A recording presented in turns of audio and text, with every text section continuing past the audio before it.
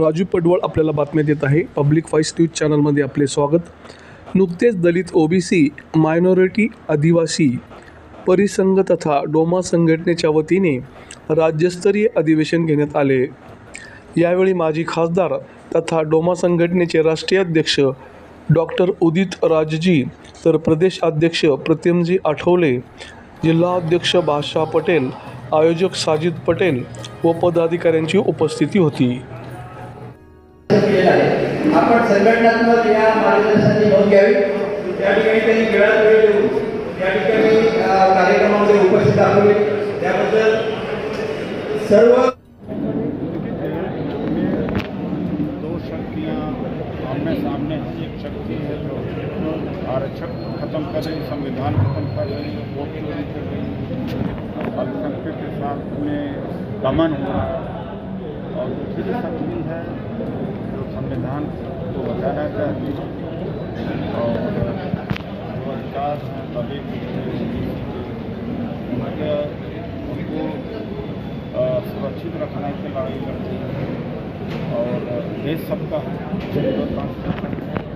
सबके धर्म का एक बराबर सम्मान होना चाहिए. लेकिन जैसे मुस्लिम समाज है, ईसाई समाज है, बहुत जुल्म हो रहा है. ये पूरा देश के स्तर पर इस तरह की नीति हो रही और संविधान बचाने के लिए और लोकतंत्र बचाने के लिए, वोट चोरी करने के लिए. और आज के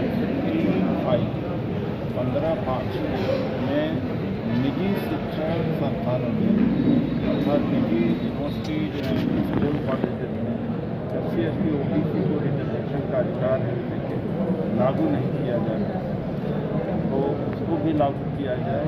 यह मांग, ये सारी मांगों को लेकर पूरे देशव्यापी मीटिंग करके 30 नवंबर को दिल्ली की रामलीला मैदान में बड़ी रैली जो बादशाह पटेल जी के नेतृत्व में है या प्रीतम आठवले जी हमारे साथ कांग्रेस जी, डॉक्टर जोड़े जी, अन्य साथियों नेतृत्व में हजारों लोग राष्ट्रीय रैली में गए. क्योंकि ये सारे जो लोकल या स्थानीय स्तर से संबंध कम रखते हैं, राष्ट्रीय स्तर पर ज़्यादा संबंध रखते हैं. और वो देश की राजधानी नेशनल प्रेस वहाँ पर ये सारी पोलिटिकल पार्टी पार्लियामेंट और यूपीटी तो केंद्र सरकार उस पर बड़ी गई है. सुनिए पर आपने आज बड़ा बयान दिया है आपके भाषण में. आपको क्या लगता है सर इस वक्फ बिल के ऊपर? देखिए, वक्फ बहुत बच गई और सरकार तो चाह रही थी कि वक्फ बोर्ड ख़त्म हो जाए.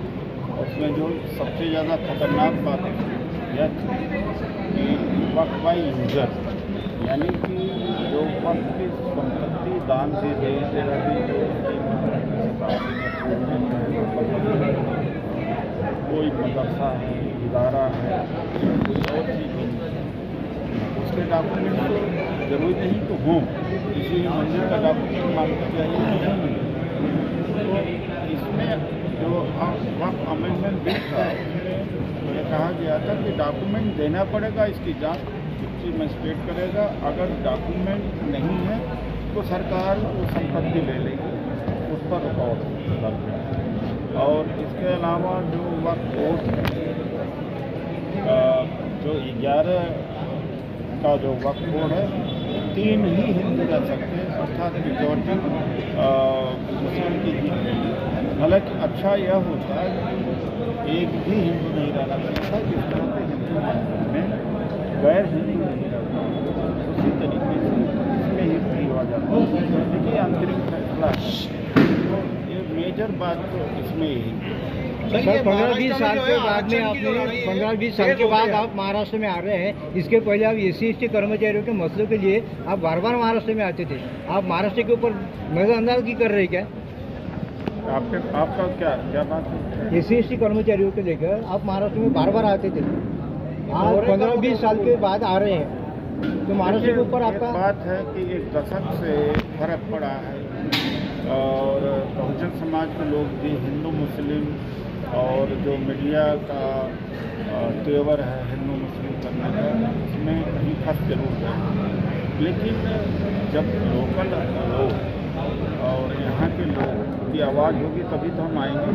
लेकिन इतना कम भी नहीं है। लेकिन आपकी बात सही है कि उस समय बड़ा दौरे लगते थे और बहुत लोग जाते थे। लेकिन आप ये देखिए कि 12-13 साल से पीछे 12 इतनी महंगाई, लॉकडाउन हुआ, इतना क्रूर फैसला, नोटबंदी हुई और सर इस वक्त बिल के ऊपर देखिए वक्त बोर्ड बच गया और सरकार तो चाह रही थी कि वक्त बोर्ड खत्म हो जाए।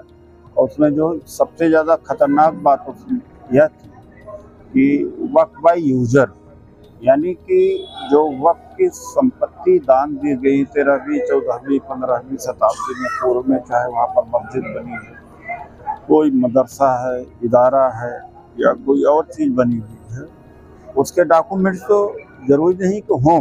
किसी भी मंदिर का डॉक्यूमेंट मांगने जाइए तो नहीं मिलेगा। तो इसमें जो वक्फ अमेंडमेंट बिल था उसमें यह कहा गया था कि डॉक्यूमेंट देना पड़ेगा, इसकी जांच डिप्टी मजिस्ट्रेट करेगा। अगर डॉक्यूमेंट नहीं है तो सरकार वो संपत्ति ले लेगी, उस पर रुकावट लग गया है। और इसके अलावा जो वक्फ बोर्ड में जो 11 का जो वक्फ बोर्ड है, 3 ही हिंदू रह सकते, अर्थात मेजॉरिटी मुस्लिम की ही रहेगी। हालांकि अच्छा यह होता है कि एक भी हिंदू नहीं रहना चाहिए था। जिस तरह से हिंदू मंदिर में गैर हिंदू नहीं रहता है, उसी तरीके से इसमें ही हो जाता है। देखिए अंतरिम फैसला है, तो एक मेजर बात तो इसमें यही है। सर ये महाराष्ट्र में मराठा आरक्षण का फैसला महाराष्ट्र सरकार ने लिया है, तो इसको ओबीसी समाज जो है विरोध कर रहा है। देखिए ऐसा है कि उसका सबसे मुस्लिम समाज भी आरक्षण की मांग कर नहीं, ऐसा है कि इसका एक ही इलाज है कि अभी तो कास्ट सेंसस हो जाए और जिसका जितनी संख्या है उसके हिसाब से नौकरी दे देना चाहिए, झगड़ा खत्म हो जाए। इसके पहले आप SC/ST कर्मचारियों के मसलों के लिए आप बार बार महाराष्ट्र में आते थे। आप महाराष्ट्र के ऊपर नजरअंदाज की कर रहे क्या? आपका क्या बात है? SC/ST कर्मचारियों को लेकर आप महाराष्ट्र में बार बार आते थे, दौरे का 20 साल के बाद आ रहे हैं। देखिए एक बात है कि एक दशक से फर्क पड़ा है और बहुजन समाज के लोग भी हिंदू मुस्लिम और जो मीडिया का तेवर है हिंदू मुस्लिम करने का, उसमें कहीं फंस जरूर गए। लेकिन जब लोकल लोग और यहाँ के लोग की आवाज़ होगी तभी तो हम आएंगे। लेकिन इतना कम भी नहीं है। लेकिन आपकी बात सही है कि उस समय बड़ा दौरे लगते थे और बहुत लोग जाते थे। लेकिन आप ये देखिए कि 12-13 साल से 12 नहीं, ये हर जगह यही हुआ। 12-13 साल से इतनी महंगाई, लॉकडाउन हुआ, कितना क्रूर फैसला था, नोटबंदी हुई है, और क्या जनता सड़क पर आई? तो यही नहीं है कि SC/ST समाज से अलग है, सबके ऊपर असर पड़ा है। अब केवल राजनीतिक पार्टियां अपने साधनों से, अपने कार्यकर्ताओं से लड़ाई लड़ रही हैं कई सालों से। वरना जो बैड GST आई है, पूरा उद्योग मर गया। लेकिन उद्योग वाले या करोड़ों नस्ली के लोग हैं, क्या सड़क पर आए? पहले प्याज का दाम बढ़ जाने पर लोग सड़क पर आ जाते थे, सरकारें गिरी हैं। सर महाराष्ट्र में जो है आरक्षण